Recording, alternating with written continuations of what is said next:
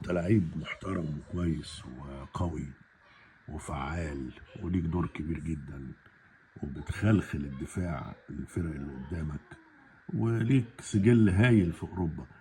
انما اقول لك بصراحه يعني، من الماتشين ثلاثه اللي فاتوا دول انا ما كنتش اتخيل انت اناني للدرجه دي. يعني من ضمن الصفات الوحشه في اللعيبه انه هو يكون اناني. يعني انت فيك مثلا 9 حاجات في منتهى الجمال من 10 يعني، واحده بس اللي هي اناني دي. ليه كده يا مرموش؟ حاول شويه تقوم بدور تريزيجيه، بدور محمد صلاح، بدور زمان حازم امام وطارق مصطفى والناس واحمد حسن، الناس اللي هي ما بتطمعش ان هي اللي تشوط وهي اللي تخلص كل حاجه.